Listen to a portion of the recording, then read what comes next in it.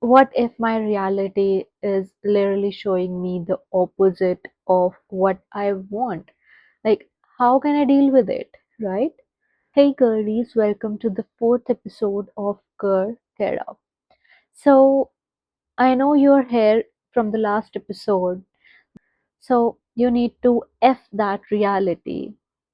I know you're freaking strong. That dumb a reality is not the final answer, and today we are talking about something that sounds really simple in theory, but when you're actually living it, I know girly, it's hard. And we are talking about how to deal with your 3D reality without losing your mind.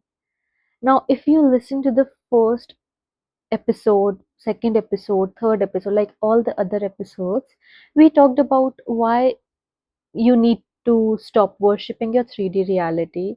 But then comes this obvious question, okay, girl, I get it. I shouldn't worship my reality.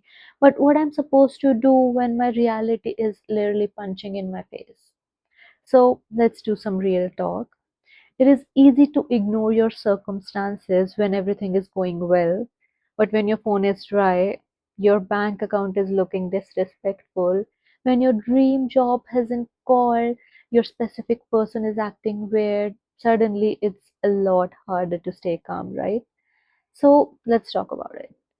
First thing I want you to understand is your reality is information, it is not a prediction. Let me repeat myself that your reality is just an information, it is not a prediction. Your reality is simply a feedback of where you are right now, what you have been thinking, what are your assumptions have been lately. It's not a forecast of what is going to happen. Just because you're single today doesn't mean you're going to be single forever. Just because you're broke today doesn't mean your pockets will always be dry, you'll always be broke. Just because someone isn't texting right now doesn't mean that they'll never text you again. But the problem is most of us look at it like what is happening right now, and we just think that this is our future. And that's where we get ourselves into the trouble. Okay, so when we are spiraling, when we are checking, we are stalking, we are over analyzing, we are creating the stories that nobody even asked for. And you, being an overthinker, keeps thinking the same things. And let me just tell you one thing, if you are an overthinker, then why not overthink the good things? Like, this is such a good phrase that why not overthink the good things? Like, what if?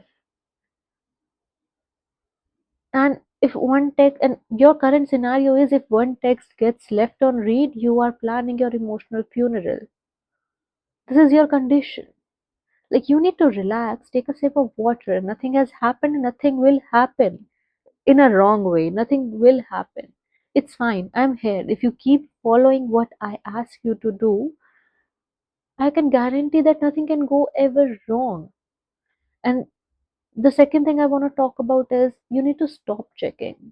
Like, seriously, stop checking. I know somebody uh, watching this video right now has checked their phone 17 times today, and you'll probably check it after this video. But what exactly are you checking? If you're constantly checking the 3D and you are saying, I don't trust myself, you're waiting for the reality to tell you how to feel. You're actually giving that circumstance the power to the power to control your emotion. You're letting it control your actions, your emotions, your mood. You're waiting for a reality to tell you whether your manifestation is working or not. And that's so exhausting. I gave this example in the previous video as well, that if you're planting a seed, don't dig it. Let it grow. Obviously, if we are planting a seed, we don't dig it again and again to see if it's actually growing. But you are doing it with your manifestation. You are doing affirmation, you're doing visualization, you're doing all the manifestation stuff, and then you're checking if it happened or not.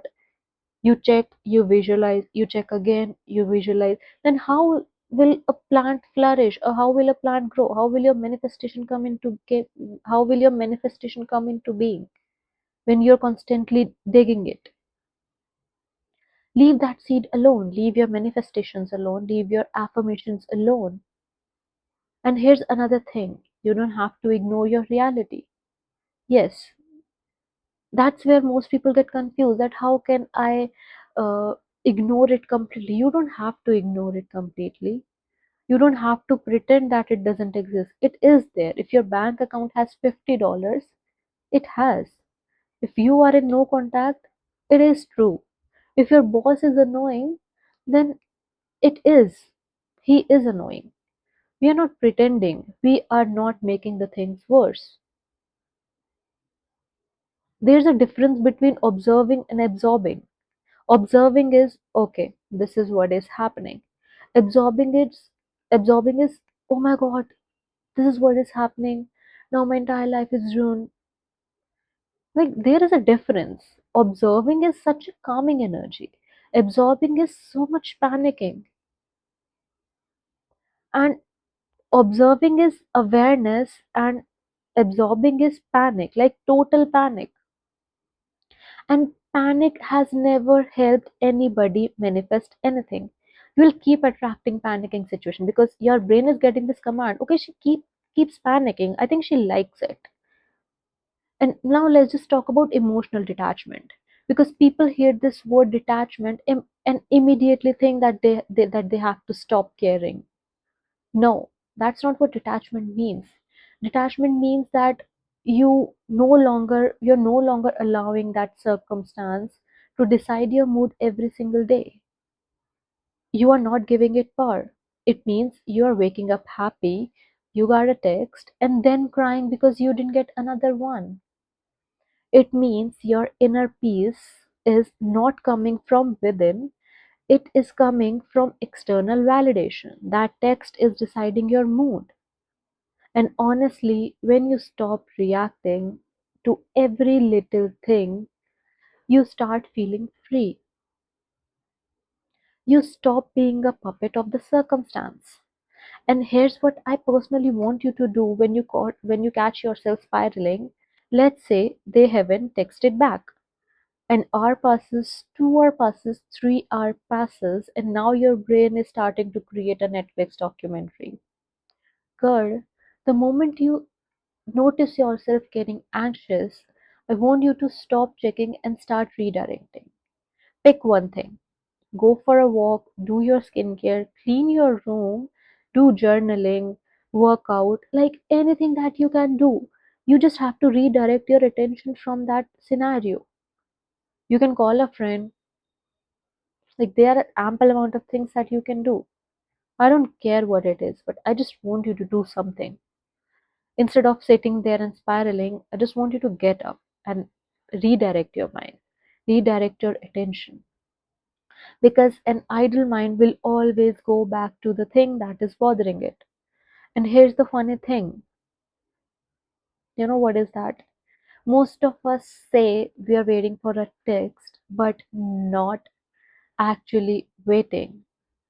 We are monitoring, we are investigating, we are refreshing, we are checking every 5 minutes, hoping reality change. And here's what draining your energy. So every time you feel the urge to check, use that moment as a cue. Every time you feel the urge to check, use that moment to cue. Instead of checking your phone, check in with yourself. Ask what can I do right now that makes my life better? What can I do is at this moment that through which I can feel good? Because your goal isn't to sit around pretending you don't care. The goal is to build a life that's so full that one delayed text doesn't even have power to ruin your entire day. And that's when life starts feeling lighter. If 1 hour passes, 2 hour passes, you can yourself give him a call, and you can just ask that what is your problem, why you're not texting or calling. Like, fixing things is another thing. If you keep running away from the reality, there are some things that needs to be fixed. Your reality is not the final answer, it is the current chapter. You need to stop checking, stop reacting, stop treating every circumstance like it's a prophecy. Observe what is happening.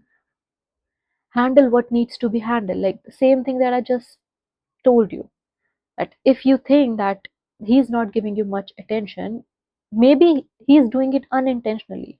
Maybe he's so much occupied somewhere. You can just ask him that, I'm not feeling good that you haven't texted for so long. I just want that we can have more frequent conversations, because it's not like he is being rude to you. Sometimes it's all in unintentional. So girl, get up, get out of that detective mode, get out of that panic mode. Stop letting your reality boss you around. You are the boss. So this is it for today's episode. I'll see you in another episode where we are going to talk about when circumstance looks completely opposite of what you want. And that's the conversation we need to have, because many people get confused. And I'll keep making more videos on the same topic, that how you can deal with your 3D reality. So meanwhile, bye bye girlies. See you in next episode.